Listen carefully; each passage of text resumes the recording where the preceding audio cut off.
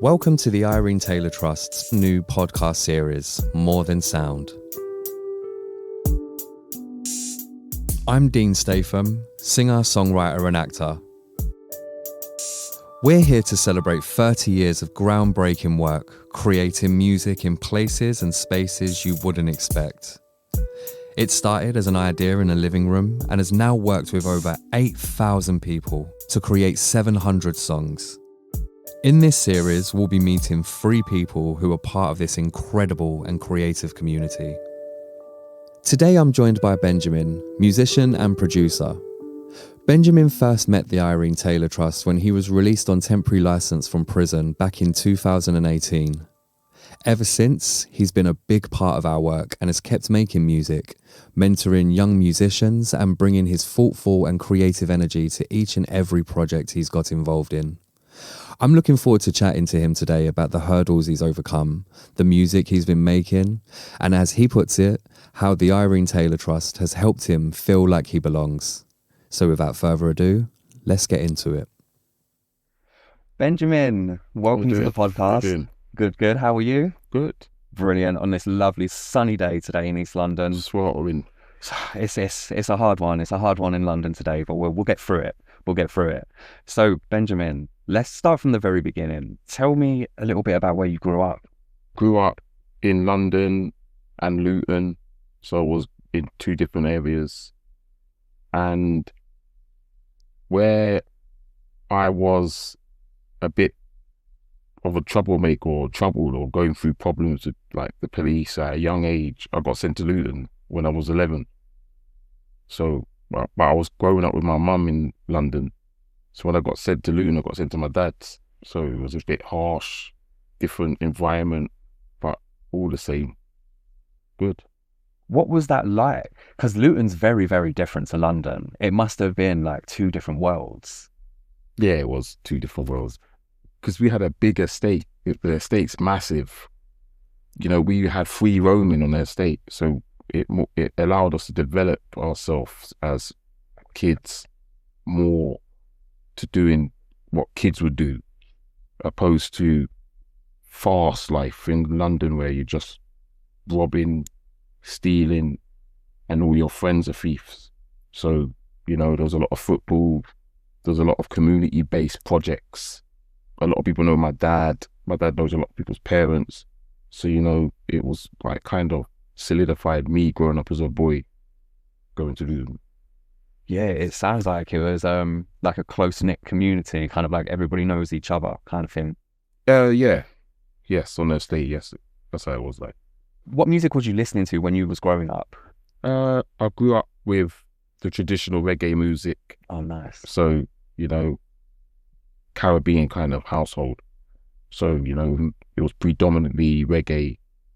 Then we started to listen to a bit of house, a bit of drum and bass. It was jungle back then, because it kind of watered down that raw, yardy music and put it into an urban setting a bit. So it was a bit receptive to us who are, well, you should say, fully like British nationality.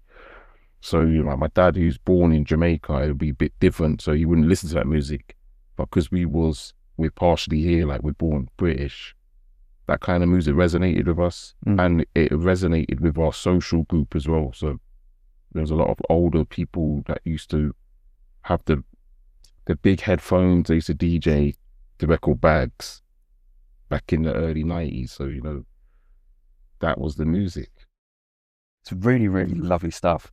I have this theory, right, that one day we are going to have aliens on this earth. And it's going to be because of our internet. One day, we're just going to start getting internet requests from Mars. So if an alien was to send you a friend's request and say to you, what music should I listen to? What artist would you recommend an alien on Mars? Who would you direct them to? Living or dead artists. Living or dead. Michael Jackson, probably. Oh, nice. Because he's ticks most of the pop world boxes.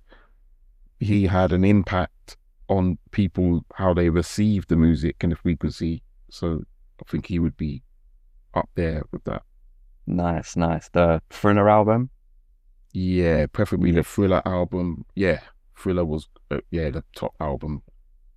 Was Bad an album? Bad's a sick. Was that on the Thriller album? No, Bad was a album. Yeah, so and Bad that's and Thriller. Brilliant album. That is absolutely fantastic album. Can't be Michael Jackson. I mean, Of course. it's Michael Jackson. What was it that? What was that thing? What's it? What made you go? Music is the path I want to take. I went to prison again, and because I was already exposed to the music, so I just thought, let me try and write something down. So I wrote my first lyric. I think it was 2002, I think. And then I just ended up writing a whole booklet. But then I was perfecting my craft as a wordsmith. So I used to have the dictionary whilst I was in prison, so I could interpret a lot of words. I just went deep into the writing, creative writing part. That was it. From there, I was just always influenced by hip hop. Wow. So you first met the Irene Taylor Trust while on release, on temporary license from prison. Yeah. Can you tell us a little bit more about that time? Yeah, well, I've just come out of prison after being inside for 5 years. I had like 18 months left. I was studying a criminology degree with the University of Westminster. So they were looking at a whole bunch of different sectors within the criminal justice sector to deal with employment for me to do as work experience, to build a logbook, a report, and some academia based on it. And with the list, I just found that Irene Taylor, when they said it was to do with music, a bit more appealing, because I worked in a studio in prison. What is like a really proud moment from that time for you? I think the proud moment is just not getting a nicking or a warning in 6.5 year sentence. Mm-hmm. I think, starting from entry level 1, didn't even know what a prefix or suffix was, not literate enough, because I've been pushed down a shorthand, that criminal type slang ideology. So when it comes to words, I don't know what I'm doing. I didn't have no grammar skills. So, going to prison kind of just put me back into perspective to how I was when I was a child, reading a lot of books. So I read over like 500 books as well in a sentence. So, I think it was like a monastery more than a prison sentence. So it was like, go, this is your path now. Recalibrate yourself, educate yourself, and come out and try and do the best you can to support the opposite to what you was doing. Because that ultimately, I think that's what prison should be. It shouldn't be a punishment. It should be about how the system can help people live better lives outside of prison. So how did it feel to start making music with the Irene Taylor Trust? In the beginning, it was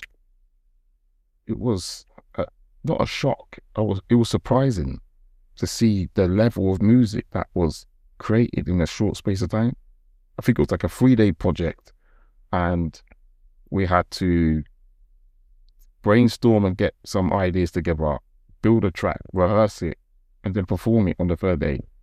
So, I thought we wouldn't do it. I felt a bit insecure with it because I'm a bit of a perfectionist as well. But then I realized that I have already had the potential to do this quick anyway. So it made sense, and everyone else was moving with the similar speed. And then I felt, this is where I sit good. I like the music. I like the way people were picking up instruments and putting everything together and stuck to what they needed to do. Mm-hmm. So I thought that was good. Then I ended up playing a bass guitar, what I've never played in my life. I've done a bit of guitar lessons, but not a bass guitar, so they're different. So I ended up playing a bass guitar to a whole track, perform. And, I've never done that before. Mm-hmm. So that was very good. I felt like the live aspect of the music is high quality professionalism. Fantastic. So tell me a bit about that process, what it was like working in a group setting like that. How did you find that? I found it easy because I've worked in group settings so many times. Mm-hmm. Like I was with a group in Nottingham called Robin Hoods. I was on the radio like 12 times a day with some tracks I made. They were a group. So it kind of was easy to work in a group. And plus I done some group management kind of thing in the DCAT. Mm-hmm. I got an artist with one hand and a singer to perform at the Harmon Trust Awards with the High Sheriff of Kent there. And I organised and directed all the music through the whole of the event. So I had all my music from the previous prison. I managed to play in the background and get them to perform. So working with a group, and that was the deadline thing as well. You know, it's natural. So when I first started working with Irene Taylor, I didn't feel like out of place. It felt like I'm with proper musicians now. You know what I mean? Mm-hmm, mm-hmm. I mean, what is sounding out? Tell us a bit about sounding out. Sounding out is basically giving back to the community by, you know, getting together as a group and a project, allowing people to lead, work as a team and perform and showcase their music, especially people from marginalized communities, like ex-prisoners, etc. I was part of the Sounding Out project as well, and I absolutely loved it. Again, working with people that you wouldn't necessarily meet in your everyday life, you know, having everybody contribute something to it. It's really, really beautiful. What was it like for you? At first, when I saw the performance, I felt it deeper within my heart. I felt like these people are genuine, selfless people that have got a good ear for music, good talent for music and criminal justice. And I felt, you know, like this is something I don't mind doing continuously for a long time. I felt empowered from it. We've done something with the Guildhall School of Music, and my brother came and witnessed it, and he was like he was surprised. He was like, wow, this, one of the facilitators with the guitar was like, he was like, she was flawless, and then like they were very talented, etc. And obviously we contributed as people performing, but he was still more like intrigued about how talented the staff were that were facilitating that project. Even I was like excited and intrigued about it. I always have to give them their flowers. I always have to say, I'm not very talented. Like, you know, it's shocking to see that kind of talent. So next we're going to have a listen to your track, Runaway. So firstly, tell us a little bit about the song. Tell us the inspiration around this song. Basically, Runaway, I've got so much tracks, I forgot about it. But I know through the criminal justice sector, it's a very good track that resonates with so much to do with social awareness and the complexities of cultures sometimes have a pressure against people that are in a relationship that are from two different races.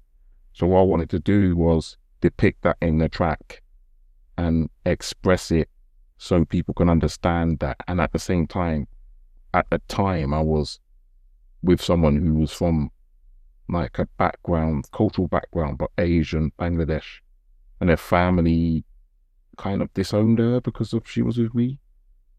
So it kind of felt like I was influenced from that, as well as just how it is with the complexities of culture anyway. So I thought, let me just express that in the track and, you know, put it out there in the universe. Well, I'm going to hand it over to you, Benjamin. Introduce it. Hello, everybody. This track's called Runaway, and I made this in 2019. She said she's fed up with the pressures and the strain, 'cause her family is stressing out her brain. All she wanna do is get away. All she wanna do is get away. She gets interrogated every day, plus they're forcing her to live her life a certain way. All she wanna do is run away. All she wanna do is run away. She feels threatened 'cause she fell in love. He a black man, so he ain't good enough. That's what her family say. Treated like a disgrace. They call themselves religious, but ignore religion over race. Culture plays the part of it, but that's not even half of it. Who are we to force a female who their heart should pick? Regardless, her character is tarnished. Her brother just disowned her, now she's so broken-hearted. Home ain't the same no more, fear is taking over it. She's living on the edge of a hostile environment. Bad vibes, dirty looks, scheming and arguments. That's how it starts, then in comes the violence. Then it's fear of getting sent away and married off to a stranger who's old and grey. These are her thoughts going through her brain. So she drops on the floor on her knees and she prays. She says she's fed up of the pressures and the strain. Cause her family is stressing out her brain. All she wanna do is get away. All she wanna do is get away. She gets interrogated every day. Plus they're forcing her to live her life a certain way. All she wanna do is run away. All she wanna do is run away. How can a father cause harm on his own flesh and blood? How can a mother turn her back on a child she loves? How can a older brother, just for the sake of honor, disrespect his younger sister for a love for another? It's undercover, disregarded and hidden away. All of these young girls are secretly going through pain. All of these lives that are ruined and lost every day. These are her thoughts all alone in the night when she prays, amen. And the story gets deeper now. She missed the period, so she thinks she's pregnant now. It's the worst to anticipate the future now. Wearing baggy clothes to hide the bump when she leaves the house. Living with the secret, the only one who knew was a friend. But that said friend told her not to keep it. Now she feels defeated, sitting all alone in the zone, in this so-called home full of demons. She says she's fed up on the pressures and the strain. Cause her family is stressing out her brain. All she wanna do is get away. All she wanna do is get away. She gets interrogated every day. Plus they're forcing her to live her life a certain way. All she wanna do is run away. All she wanna do is run away. She says she's fed up on the pressures and the strain. Cause her family is stressing out her brain. All she wanna do is get away. All she wanna do is get away. She gets interrogated every day. Plus they're forcing her to live her life a certain way. All she wanna do is run away. All she wanna do is run away. It's a beautiful song. It really is. Like I say, in this day and age, we shouldn't be having that conversation about women's choices, but Of course. unfortunately we are. You're clearly so talented in your storytelling. Since then, what's changed for you since making that track Runaway? A lot has changed because of us evolving. So the involvement has been so significant that it's pushed tracks like that far down the line. But it's still prevalent in society. So what I've done with my music is I've been navigating through my mind, filtering out a lot of fog that I don't need, and trying to find out the best way to explain a situation through music without it having a negative impact. So until I figure out what lane I'm going to tap into, I can always go back into the archive and put out tracks similar to that. So since Runaway, you could say I've just been trying to find where I fit with my maturity and my level of rhetoric on criminal justice, social awareness as an artist, which is a bit hard because they're like, the industry likes a lot of dark music. So I feel like I'm still going to do some music like that, but it's not on the forefront of my mind at the moment because I'm building up significant businesses, etc. to, so we can be a bit more flexible. Music for me is slowed right down at the moment. I'm more involved in the visual business side a bit more toward my masters. So that's how I've evolved as an artist lately. I've kind of took my foot off the gas. It's so hard to be a big artist in the UK. So yeah, I guess that's the beautiful thing with music as well. It captures a moment in time, and sometimes that time comes around again. Yeah. So to have that song sitting there with such beautiful lyrics there, and have these social situations come back around, and to have a track like that, it must be very special to look back at that and be like, oh yeah, that really works now. Yeah, thanks to you guys, yeah. But, I didn't know the full value of the track until having this podcast meeting now, and how significant it is to tap back into it and bring it back through. So, that's what happens when you're so busy. Yeah. You forget about so much stuff. I forgot about it. Probably got so many more like that somewhere in the archives. You're going to have a dig through that hard drive and let us know. Of course. Of course. So you started working with the Irene Taylor Trust in 2018. What has that done for you? It's helped boost my confidence gotten to know much more about third sector organizations and how everything runs. Being invited to become an advisory partner was good. The interventions was all the practical stuff. So I got so much learning from that. I can't even fully explain it, but there's so much things across the board that I learned from working with the Irene Taylor Trust. Probably a master at specific things based on that over the hours I've been with the charity and doing so much stuff. And, you know, a lot of main things will be things like compassion, integrity, moral standing, professionalism, and character building. So, you know, most of those kind of things is what I got from working with Irene Taylor Trust. It sounds like you've been on a real journey of discovery as well. Yeah. In this process. Yeah, they are very key towards that as well, discovering who you are. And social inclusion's a huge thing, you know, like the diverse nature of the charity and how social inclusion plays a forefront of the pinnacle of one of the frameworks of the charity. So I might have not had a platform to have that to resonate with people. Yeah. Irene Taylor Trust has given me that platform. Highly grateful for as well. And how was that impacted in your life today? Well, it's made me more of an introvert because I know what I want to do and who I want to help. And some of the people that I know who I grew up with don't have the same like outlook of life similar that I do, probably because of being around charitable sectors like the Irene Taylor Trust and learning a bit more about character building. So it's just given me more drive to become more charitable, a bit more open-minded to working with all different diverse backgrounds of people with music. Compassion's a strong word, I would say.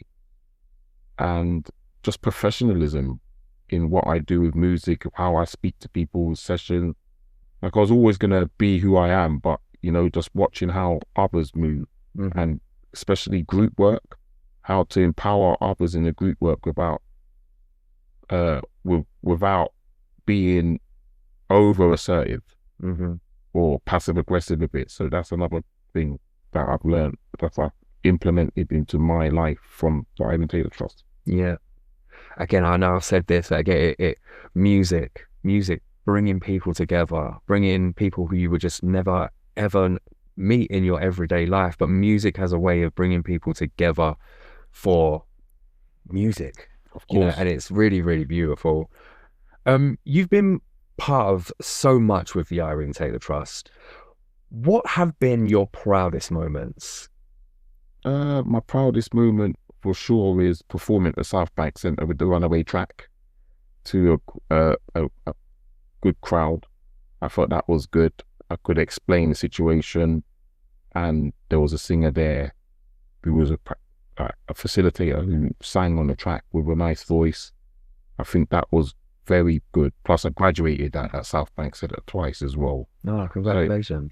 So thank you. And then the Philharmonic Orchestra, which was the lullaby project for my son when he was first born. That was a huge, impactful, emotional track. You know, I poured out my heart on my son's being alive and well and born into this world. Tell us a little bit more about that, about the Lullaby Project. So you wrote a song for your son? Yeah, the Lullaby Project is basically where the Irene Taylor will allow people to do a lullaby for their loved ones or their children, etc., and explain what their message is based on this lullaby. If it's going to be sentimental, impactful, pour out their heart, etc., just express their love. And I think, you know, that whole process was brilliant because you got to think of what you want to say, and there's a lot of things that you do want to say, especially for those who's been incarcerated. You know, they've got so much to give. They've got so much love to give to their loved ones, and I think allowing us to express that was brilliant through the Irene Taylor Trust and the Philharmonic Orchestra. So the process was meet and rehearse and, you know, meet these talented individuals from the Philharmonic Orchestra and work on a project with them what kind of sound you want as well. So it was very unique. You need to find out your sound, because remember, a lot of these instruments have high frequency. So that was one of the things with it, and just the whole process of working with these people that want to help you express your love for someone or a loved one. I think it's brilliant. I think that's why I say it's the pinnacle of like the top thing for what I can say I'm proud of with the Irene Taylor. Benjamin, man, you're gonna make me cry. Honestly, like you're so inspirational. Like you're absolutely inspirational. Did your son heard the track? Yeah, Well, what did he think? he was so young at the time, he probably didn't know it. Well, this is the part of the show, Benjamin, where I'm going to throw it over to you for you to shout out, thank anybody, say anybody's names that you want. So over to you, Benjamin. Well, firstly, I want to thank God. You know, God comes first for, you know, giving me the opportunity to change my life around again and do things positively. So, you know, I want to thank God. Then I want to thank, you know, like my people that stuck by me through the situations I've been going through the darkness and the light. And then obviously to selfless people like the charity, people like yourself, people that are out here trying to have an impact on society. And obviously anyone who wants to change and are in a position, they want to better themselves. I want to shout you out too. Lovely. Well, Benjamin, thank you so much for joining us today. It's honestly been a pleasure. Such an inspirational man. Honestly, keep up the good work. Thank you, man. You're welcome. Thank you so much, Benjamin.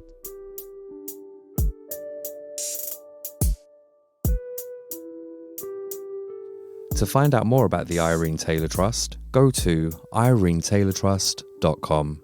Thanks so much for listening.